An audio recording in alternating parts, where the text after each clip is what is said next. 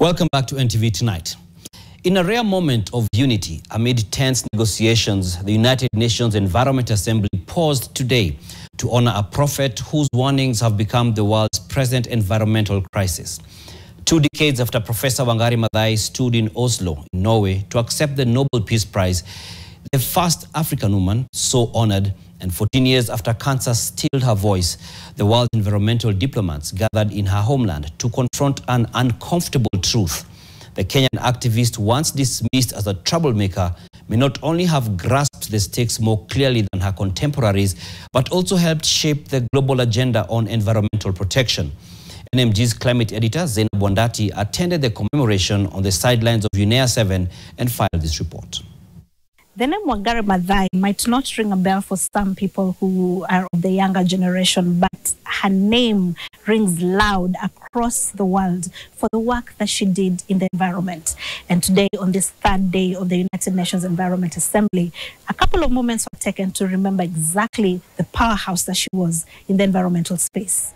To study the history of the amazing Wangari Maathai, knows her struggles and knows that she stood up fearlessly to those who would take that away, which actually belonged to the people. And in so doing, she set an example that was a shining light. What makes today's commemoration special is because it marks 20 years since she won the Nobel Peace Prize. And not only was she the first Kenyan or the first African woman to win such an award, but also the first person in the world to win a Nobel Prize because of the environment. And also in her death, 14 years after her death, the message that she carried has shaped environmental conversations since then. Linking peace to the environment was considered even a little controversial.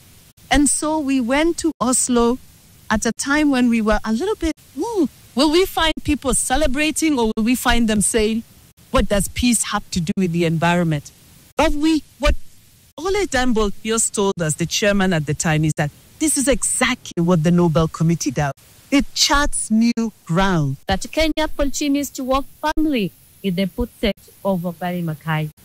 Her fight has become the foundation of our national environmental agenda.